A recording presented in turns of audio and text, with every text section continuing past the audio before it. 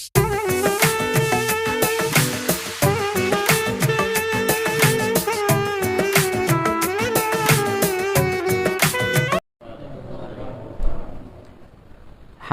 wassalatu wassalamu ala Rasulillah wa ala alihi wa ashabihi wa mawalah, la haula wa la quwata illa billah. Asyhadu an la ilaha illallah wahdahu la syarikalah wa asyhadu anna Muhammadan abduhu wa rasuluhu alladzi la nabiyya wa la rasula ba'dah. Laqad qala Allah ta'ala fi kitabihil karim ba'da auzubillahi minasyaitonir rajim. Ya ayyuhalladzina amanu taqullaha haqqa tuqatih wa la tamutunna illa wa antum muslimun. Amma ba'd, fa inna asdaqal hadithi kitabullah wa khairal hadyi hadyu Muhammadin sallallahu alaihi wasallam. Allahumma akhrijna min zulumatil wahm waftah lana abwabal ilmi wa akrimna binuril fahmi wa sahil akhlaqana bil hilmi. Allahumma yassir wa la tu'assir fa inna taysira kulli 'asirin yassirun 'alaik. Rabbana zidna ilman warzuqna fahman walhiqna bis salihin. Hadirin rahimani wa rahimakumullah, segala puja serta syukur selalu dan senantiasa kita panjatkan kehadirat Allah Subhanahu wa taala. Mudah-mudahan kita semua selalu dalam penjagaan Allah, dilindungi dan dijauhkan dari berbagai macam mara bahaya dan musibah. Dan mudah-mudahan kita semua termasuk hamba-hambanya yang dibantu oleh Allah agar bisa terus istiqomah berada dalam ketaatan kita kepadanya hingga akhir hayat kita kelak insyaallah.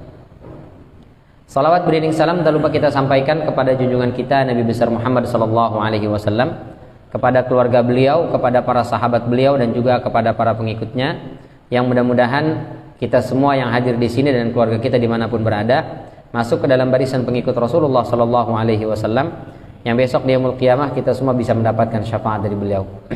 Amin ya rabbal alamin. Hadirin rahimani wa rahimakumullah, kita sudah sampai di penghujung surat Al-Fil. Kemarin sudah sampai di tarmihim bi hijaratim min sijil. Burung-burung ababil itu melempari mereka dengan hijarah, batu, min sijil, berupa sijil atau dari sijil. Kita jelaskan kemarin makna sijil itu ada beberapa, di antaranya dia adalah batu yang berasal dari luar angkasa, sehingga batu itu tidak ada dan tidak kita temukan di bumi ini. Ada yang mengatakan batu itu sama dengan batu yang dikirimkan oleh Allah untuk menghukum kaum Sadum, kaumnya Nabi Lut alaihissalam. Ada yang mengatakan sijil itu maknanya sijin, ya, itu artinya salah satu tempat di neraka. Jadi batu yang berasal dari neraka. Batu itu dari tanah liat tapi sudah dibakar, diproses di api neraka, sehingga begitu dahsyat. Sementara ada sebagian ulama yang mengatakan sijil itu dari kata sijil, tasdidnya dipindahin ke lam, ya-nya dihilangkan, jadi sijil. Sijil lilil kutub, sijil dari kata sajjala yusajjilu, artinya mencatat, mendokumentasikan. Jadi batu min sijil itu sebagian ulama mengatakan setiap batu itu tertulis nama korbannya, sehingga setiap batu yang dilempar oleh burung ababil itu tidak ada yang meleset karena sudah tertulis namanya. Ini kena si fulan, yang ini mengenai si fulan, ini mengenai si fulan. Pas sasarannya. Berbeda dengan rencana jahatnya Abrahah, kata Allah, alam yaj'al kaidahum fi tadlil. Sasaran mereka meleset, melenceng. Sementara sasaran ababil tidak ada yang melenceng. Luar biasa ya.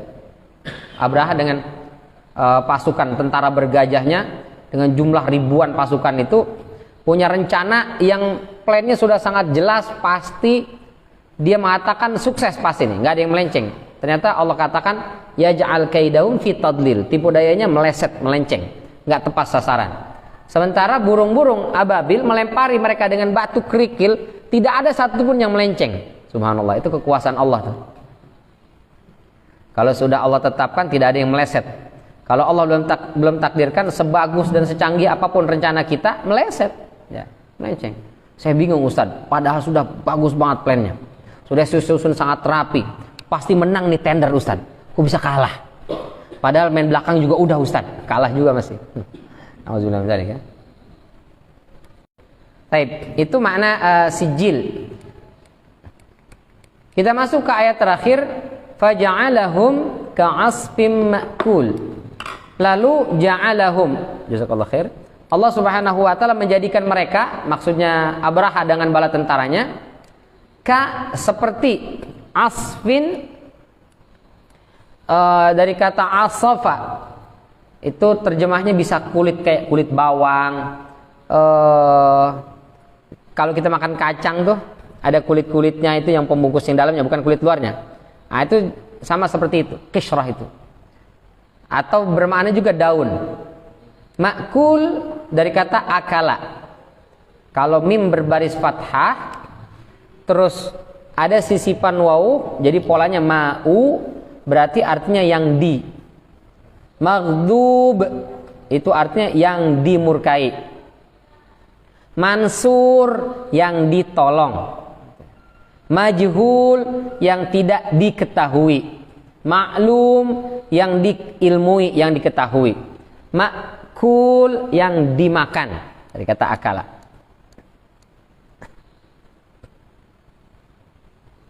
Ustaz, ini saya lagi baca sesuatu. Kalau kita mau bilang yang dibaca itu apa, Ustaz? Membaca itu qoro'a, berarti kasih ma di depan, sebelum akhir kasih waw, barisnya seperti berarti u, jadinya makru.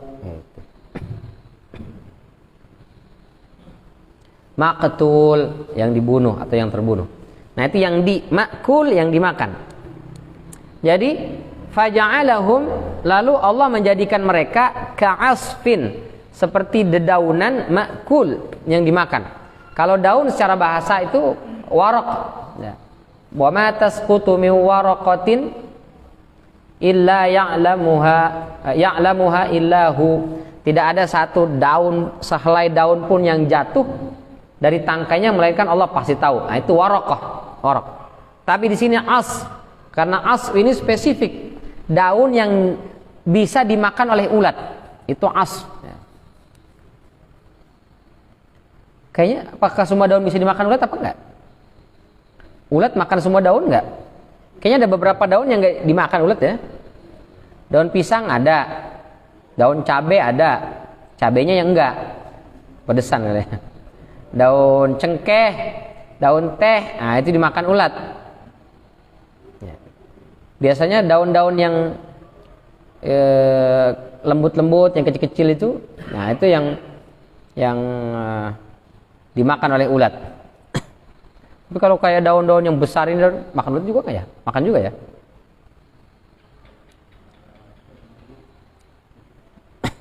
Baik.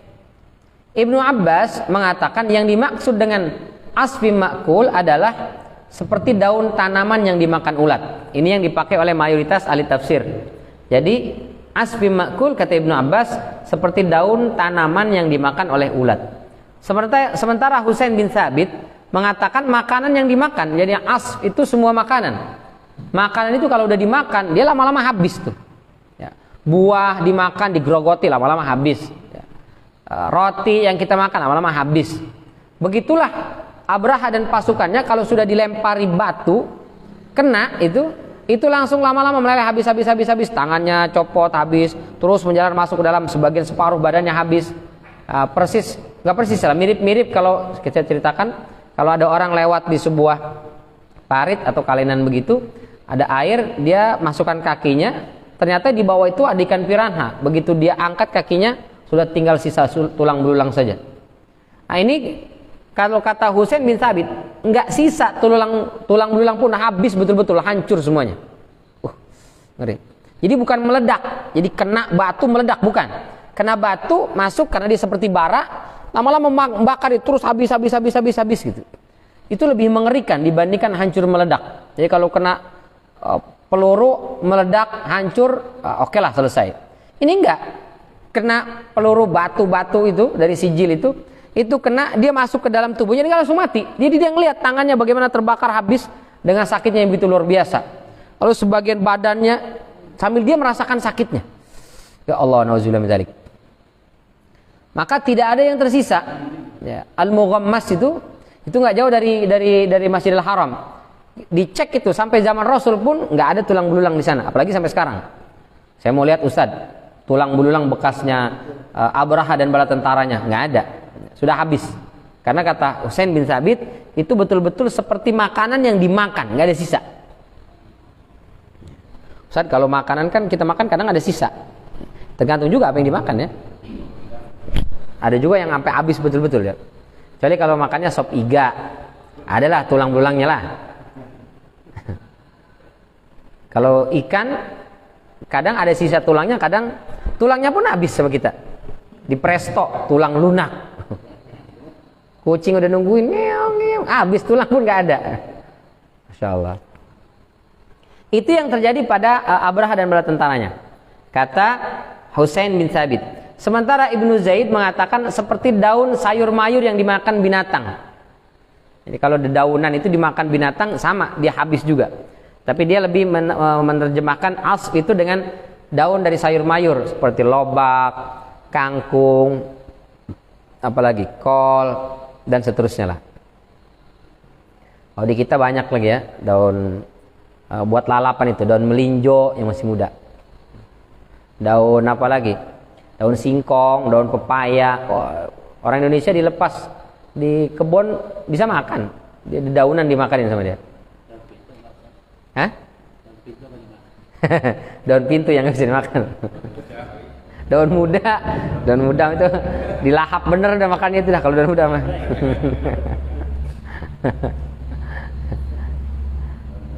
Atha bin Sa'id mengatakan yaitu seperti kulit biji gandum yang dimakan isinya. Nah, jadi gandum isinya dimakan, sisa kulit-kulitnya itu hancur juga tuh.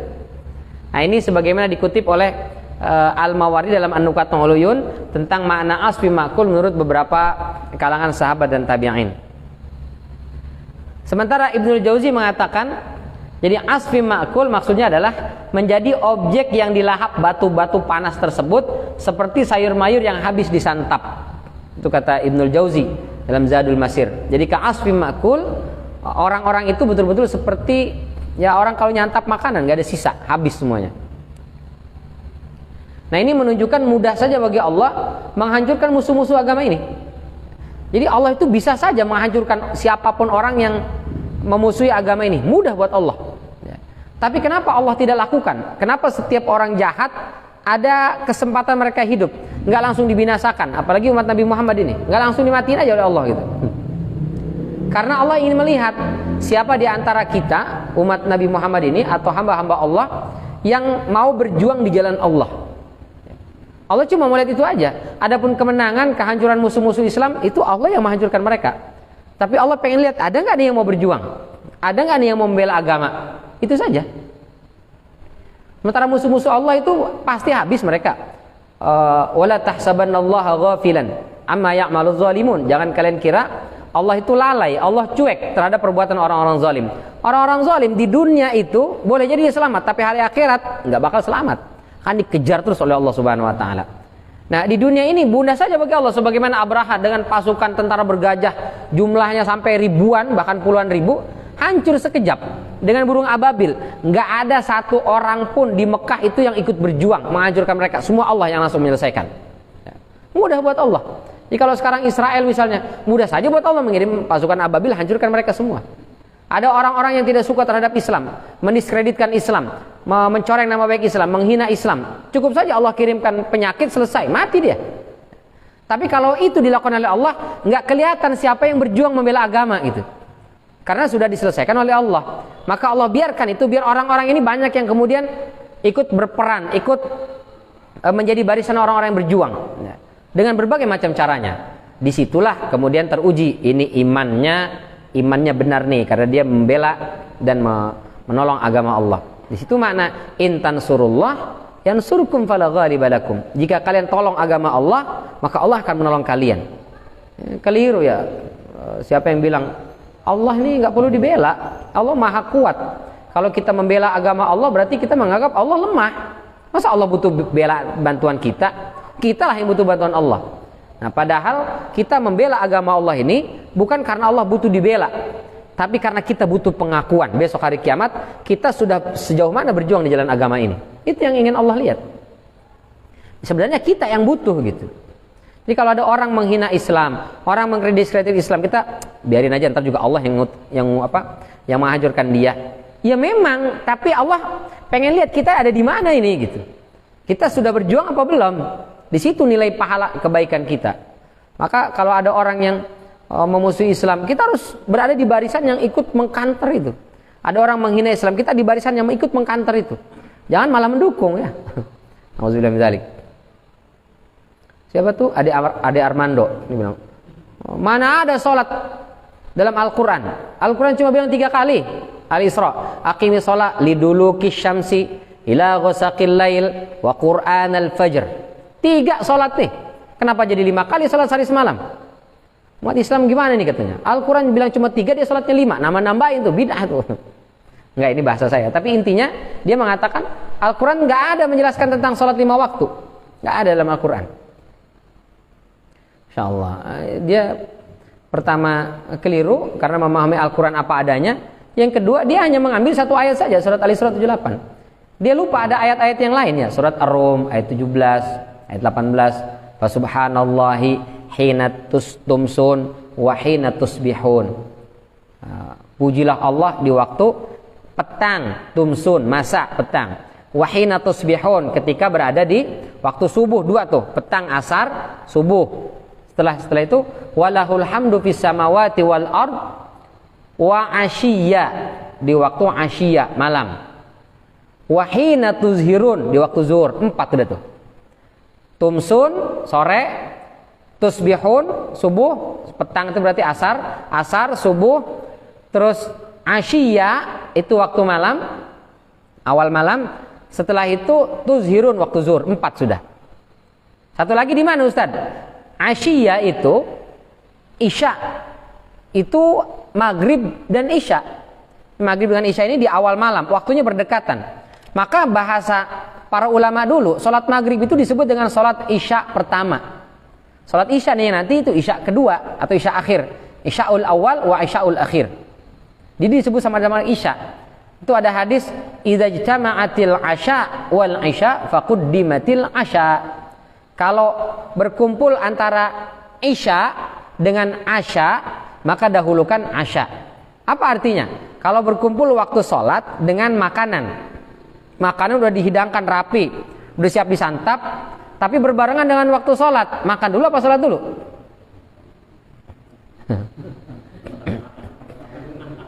Kata Rasulullah, quddimatil asya, makan aja dulu. Supaya apa? Supaya khusyuk. Jangan sampai lagi sholat, Allahu Akbar. Aduh, tadi itu bandeng. Ada yang noel enggak nih ya? Enggak khusyuk nanti sholatnya. Apalagi kalau ya udah sebagian sholat, sebagian makan, wah tambah gak khusyuk itu. Kehabisan. Aduh, bekakak kagak kebagian ini. Aduh, dagingnya habis, satu sisa tulangnya aja.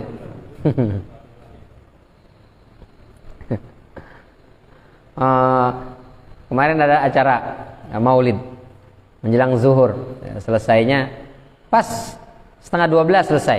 Makan siap-siap. Kan zuhur kan lebih awal sekarang. 11.40 kan.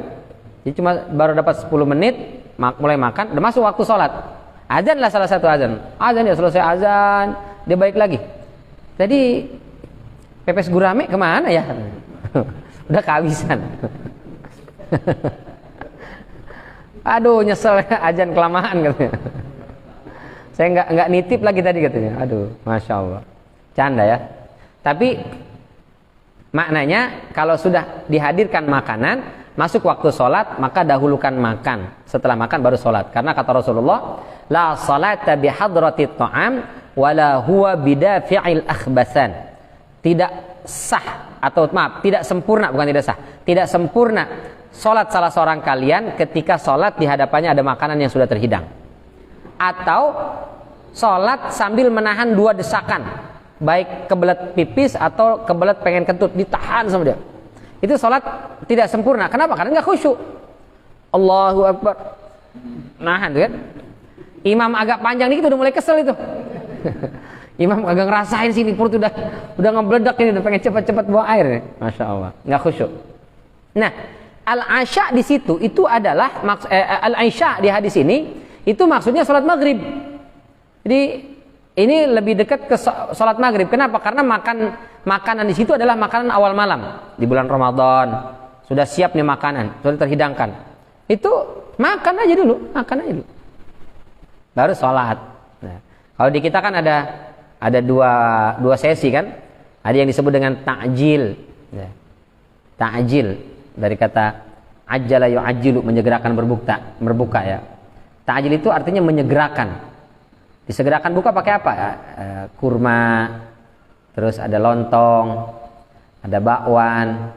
Meskipun kurmanya disentuhnya belakangan, yang penting ada lah, itu sekedar syarat lah ya. Ta'jil. Nah, itu kita makan dulu, baru setelah itu sholat, lalu setelah itu baru kita makan yang berat, nasinya segala macam itu. Nah, itu boleh seperti itu. Tapi kalau saya mau sholat aja dulu, makan belakangan, sementara perutnya belum keisi, lapar, nah itu pasti kepikiran, jadi nggak khusyuk. Nah, itu isya di sini maksudnya adalah maghrib. Idza jama'atil asya wal isya. Kalau berkumpul asya, makan malam, dengan isya, itu maksudnya isyaul awal, kata mayoritas ahli ulama.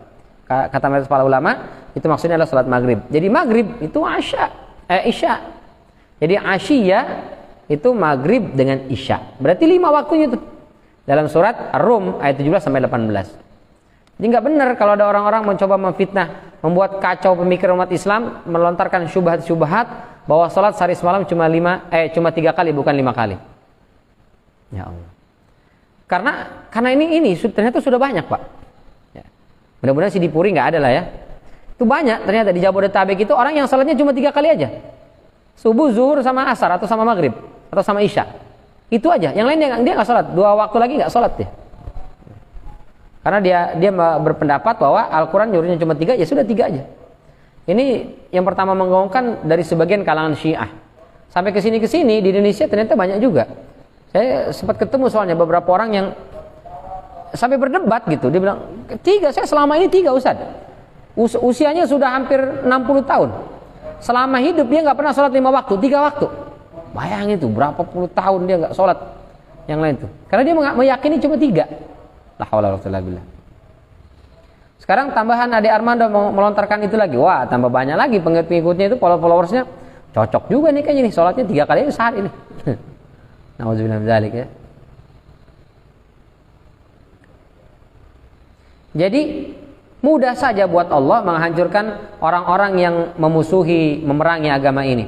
Tapi itu tidak Allah lakukan. Kenapa? Karena Allah ingin lihat siapa hamba-hambanya yang turut berjuang. Yang dilihat oleh Allah itu perjuangan kita, bukan hasil dari perjuangan kita.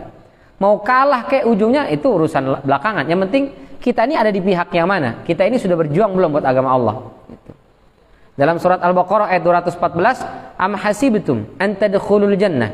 Kalian kira kalian langsung masuk surga segampang itu? Walamma ya'tikum matsalul ladzina khalau min qablikum. Belum datang kepada kalian cobaan yang menimpa umat-umat sebelum kalian. Massathumul ba'sa wad-dharra. Mereka ditimpa kesulitan, kesengsaraan, wazulzilu, sampai tergoncang keimanan mereka, hatta yaqula ar-rasul walladzina amanu ma'ah mata nasrullah. Sampai Rasul dan orang-orang beriman bersamanya itu bertanya-tanya, pertolongan Allah ini kapan datang? Kita berjuang sekian lama, kita menahan perih, pedih, nggak menang-menang nih, kalah terus, kita terzalimi, kita tertindas terus, padahal kita sudah berjuang semaksimal mungkin. Mata nasrullah, ini kapan sih Allah tolong kita? Sampai begitu tuh, subhanallah. Ala, ketahuilah, inna nasrallahi qarib. Sesungguhnya pertolongan Allah itu sangat dekat. Tapi dekatnya menurut kalkulasi Allah, bukan kalkulasi kita. Para pejuang kita dulu ketika berjuang melawan penjajah, itu nggak ada yang sampai dari awal perjuangan sampai akhirnya Belanda terusir menang gitu 100%, nggak ada. Ya. Pasti banyak di antara mereka yang ada kalinya menang tapi besok kalah, begitu seterusnya, sampai akhirnya banyak yang tertangkap dan dibunuh. Cut Nyadin dari awal dia bisa mengalahkan beberapa segelintir tentara pasukan Belanda, tapi pada akhirnya dia tertangkap, diasingkan, dibuang dan seterusnya, sampai akhirnya meninggal. Para Pangeran Diponegoro, para perjuang semuanya sama seperti itu. Bukan kemenangan yang dikejar, tapi perjuangan kita itu, ikhtiar kita itu yang dilihat oleh Allah Subhanahu wa taala.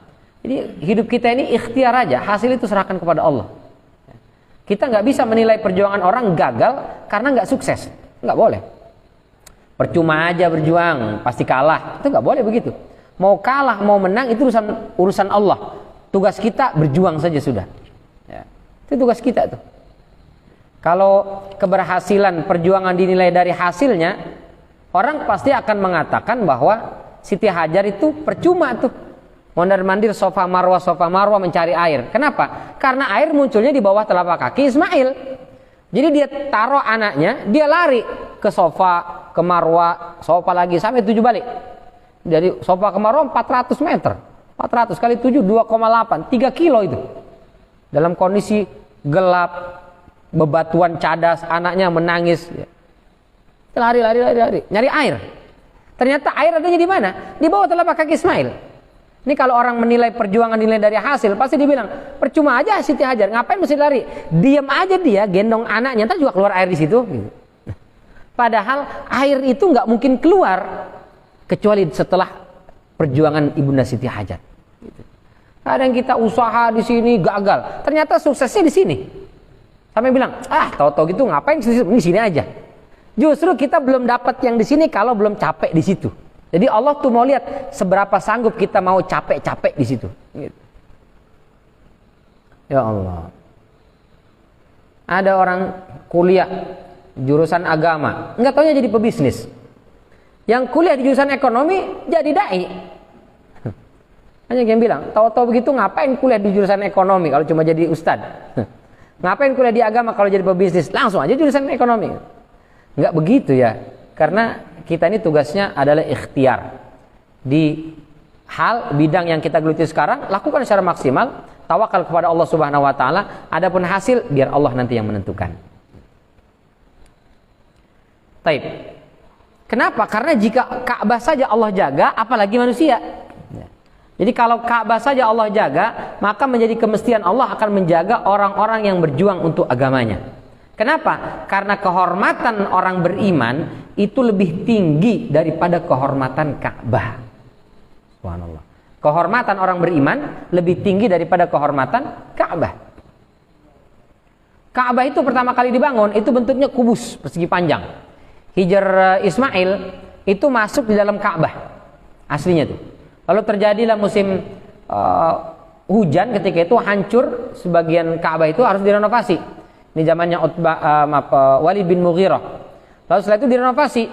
Kata Walid bin Mughirah, silakan renovasi Ka'bah ini, tapi 2 syarat. Pertama syaratnya, sepertiga biaya renovasi Ka'bah dari saya, sisanya silakan kalian urunan, tapi dengan syarat tidak boleh ada harta haram masuk di situ. Sehingga kemudian Ka'bah itu menjadi kecil ukurannya. Kenapa? Karena segitulah harta halal yang bisa mereka kumpulkan. Kalau duit sih banyak orang Arab. Cuma karena Walid bin Mughirah bilang hanya harta halal yang boleh masuk masjid ini. Jadi sedikit. Jadi kita mungkin di Masjid Al-Madani, kenapa misal pembangunan lama? Karena masyarakat kita ini hanya mengeluarkan yang halal aja, Pak. Ini kalau yang haram masuk, selesai ini bangunan kita nih. Luar biasa ya. Masyarakat kita Masya Allah. Ya. Lalu setelah di masa Umayyah, begitu jadi raja, direnovasi tuh, digedein lagi tuh. Nanti Abbasiyah dikecilin lagi tuh.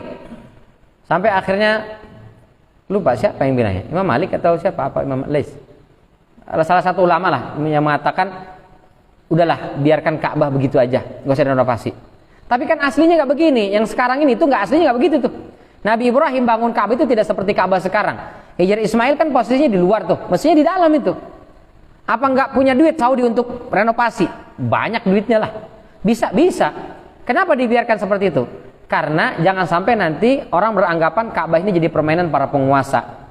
Di situ akan terjadi tumpah darah, segala macam cekcokan pertikaian. Menghindari itu, jangan sampai orang-orang beriman ini jadi bulan-bulanan gara-gara Ka'bah itu, maka biarkan Ka'bah itu sebagaimana yang ada sekarang. Kenapa? Karena kehormatan orang beriman itu lebih tinggi dibandingkan kehormatan Ka'bah. Luar biasa ya. Yang berikutnya, hukuman dan siksa Allah bisa terjadi di dunia dan di akhirat. Maka berlindunglah darinya. Wa man azlamu mimman mana'a masajidallah ayyudhkara fiha ismuhu wa sa'a fi kharabiha. Siapakah orang yang lebih zalim dibandingkan orang-orang yang mencegah masajidallah, masjid-masjid Allah itu ayyudhkara fiha ismuhu, disebutkan namanya. Jadi ada orang-orang yang mencegah masjid ramai. Mereka berusaha supaya nama-nama Allah jangan disenandungkan, jangan dilantunkan di masjid. Masjid dibikin sepi. Kalau bisa sholat doang, habis itu langsung pulang, tutup gembok, selesai. Ya. Wasa'a fi kharabiha, punya niat untuk menghancurkan kehormatan masjid. Ulaika ma kana lahum ayyadkhuluha illa khaifin lahum fid dunya khizyun wa lahum fil akhirati azabun azim. Kata Allah, mereka itu di dunia itu mendapat kehinaan, di akhirat mendapatkan siksa yang pedih. Nah, jadi orang-orang yang berurusan dengan masjid itu dunia akhirat hukumannya. Sebagaimana Abraha berurusan dengan masjid, di dunia dihancurkan, di akhirat dia akan ditenggelamkan dalam neraka. Ngeri itu. Luar biasa itu ya. Itu yang berurusan dengan masjid. Bagaimana kalau berurusan dengan orang-orang yang memakmurkan masjid? Wah, lebih parah lagi tuh. Karena kehormatan seorang mukmin lebih mulia dibandingkan dengan Ka'bah. Ini dari Abdullah bin Umar. Saya kutipkan Mukhtasar Sunan Ibni Majah dalam Kitabul Fitan bab hurmatu damil mu'min wa malih, tentang kemuliaan darah dan harta seorang mukmin dalam sunannya Ibnu Majah. Dari Abdullah bin Umar, ma atyabak wa ma atyaba rihak, ma azamak wa ma azama hurmatak. Alangkah indahnya engkau, alangkah wanginya, indahnya, harumnya semerbak dari aromamu. Wa ma azamak, betapa agungnya engkau, betapa agungnya kehormatanmu. Maksudnya Ka'bah.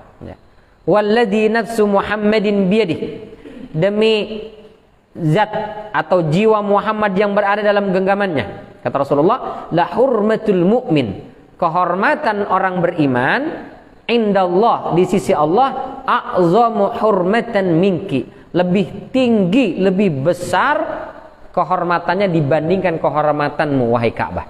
Subhanallah. Ka'bah mulia, Ka'bah al-haram disebutnya, asy-syaraf, agung, mulia. Tapi kehormatan orang beriman jauh lebih tinggi dibandingkan kehormatan Ka'bah. Kata siapa nih? Kata Rasulullah SAW, malihi wa damihi wa an nazunna bihi illa khairan, di harta dan darahnya.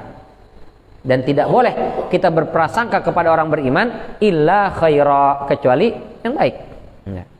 Ada beberapa guru kita kemarin ditangkap oleh Densus 88. Biar bagaimanapun guru-guru kita ini ada orang-orang beriman, mereka mengajarkan kebaikan. Wah, sudah sekian banyak orang-orang yang mungkin mendapatkan hidayah, sekian banyak orang-orang yang mengerti tentang Islam, amalnya banyak sekali. Ya. Maka jangan kita berprasangka kepada mereka illa khairan, kecuali yang baik-baik. Jangan begitu ditangkap Densus 88 langsung bilang teroris itu, ini dasar ini, dasar ini. Nggak boleh itu. Kepada orang beriman saja kita harus, kata Rasulullah, wa an nazunna bihi illa khairan, janganlah kita berprasangka kepadanya kecuali prasangka yang baik. Apalagi misal levelnya bukan hanya sekedar mukmin, tapi dia alim yang mengajarkan kepada kebaikan. Innallaha wa malaikatahu, sungguhnya Allah, para malaikat, binatang-binatang, makhluk-makhluk Allah, hatta al-hut fil bahr, sampai hewan yang ada di lautan, itu mereka semua mendoakan dan memohonkan ampun. Untuk siapa? Mualliman nasil khair, orang yang mengajarkan kebaikan kepada orang lain. Itu didoain tuh. Nah, kalau kita berprasangka yang buruk, aduh, jangan sampai dah. Ini kehormatan dan kemuliaan orang beriman. Maka Allah menjaga kehormatan orang beriman itu. Kata Allah, innal ladzina yuhibbuna an tasyi'al fahishatu fil ladzina amanu lahum adzabun alimun fid dunya wal akhirah. Sesungguhnya orang-orang yang demen menyebarkan fitnah, kebohongan, apalagi berita buruk, hoax, apalagi fitnah keji sana sini. Ke siapa? Kepada orang beriman. Menyebarkan hoax, berita bohong, fitnah, tuduhan keji kepada orang beriman, apa kata Allah? Lahum adzabun alim, mereka dapat siksa yang pedih. Di mana? Di dunia. Wal akhirah, di akhirat juga. Dunia akhirat apa tuh? Jadi kalau tadi orang merusak, mengganggu masjid, dunia akhirat dapat dia hukuman. Apalagi yang mengganggu orang beriman, orang-orang yang mengisi masjid, orang-orang yang memakmurkan masjid. Oh, itu azabnya dunia akhirat tuh. Siksanya dunia akhirat. Wallahu ya'lamu wa antum la ta'lamun. Allah tahu sementara kalian tidak mengetahuinya. Ya Allah. An Ibnu Umar radhiyallahu anhu qala sa'ida Rasulullah sallallahu alaihi wasallam al-mimbar fanada bi sautin rafi'. Dari Abdullah bin Umar, semoga Allah Subhanahu wa taala meridainya. Rasulullah sallallahu alaihi wasallam sa'ida 'alal mimbar, naik ke atas mimbar. Fanada bi sautin rafi', lalu memanggil dengan suara yang lantang. Ya ma'syara man aslama bi lisanihi wa lam yufdil imanu ila qalbi. orang-orang yang lisannya ngaku beriman, tapi iman itu belum masuk dalam qalbinya. La tu'dzul muslimina wa la tu'ayyiruhum. Jangan kalian sakiti orang-orang muslim. Jangan kalian aniaya mereka. Jangan kalian sebar fitnah kepada mereka. Wala tattabi'u auratihim. Jangan kalian cari-cari, jangan kalian kuntit-kuntit kekurangan dan kesalahan orang muslim itu. Fa innahu man tatabba'a aurata akhihil muslim. Barang siapa yang menguntit aib saudaranya yang muslim, tatabba'allahu auratah. Allah akan kuntit aib dia. Di dunia kita nyari-nyari aib kesalahan orang-orang beriman, apalagi guru-guru kita, Allah akan cari aib dan kesalahan dia. Itu Allah akan sebar. Aduh. Wa man tatabba'allahu auratah yaqdahu walau fi jawfi rahlih. Kalau orang sudah dikuntit oleh Allah aibnya, pasti Allah akan sebar aibnya itu, dibikin malu dia. Walau fi jawfi rahlih, meskipun dia berada dalam rumahnya, dia nggak keluar kemana-mana, aibnya bakal dibongkar oleh Allah Subhanahu wa taala. Aduh. Wa nazara Ibnu Umar yauman ilal bait aw ilal Ka'bah. Lalu Ibnu Umar suatu hari menatap kepada Ka'bah. Ma'azamaki wa 'azama hurmatak wal mu'minu a'zamu hurmatan 'indallahi mink. Kata Abdullah bin Umar, dia melihat kepada Ka'bah, alangkah agungnya engkau, alangkah mulianya kehormatanmu, tapi orang beriman itu lebih mulia di sisi Allah Subhanahu wa taala dibandingkan engkau wahai Ka'bah. Nah, ini menunjukkan surat Al-Fil, Allah menjaga kemuliaan Ka'bah, kemuliaan rumah Allah, tapi kalau orang beriman itu jauh lebih dijaga, lebih diperhatikan dan lebih dibela oleh Allah Subhanahu wa taala. Maka jangan pernah malu menjadi orang beriman, jangan pernah malu mengakui keimanan kita, dan jangan pernah malu dan ragu menunjukkan identitas keislaman. Ini banyak orang ngaku muslim tapi malu memperlihatkan simbol-simbol keislamannya. Padahal kita lebih mulia dibandingkan Ka'bah.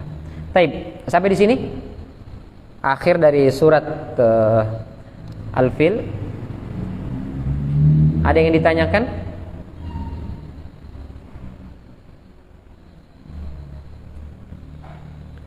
Berapa menit lagi Isya? Masih 9 menit lagi?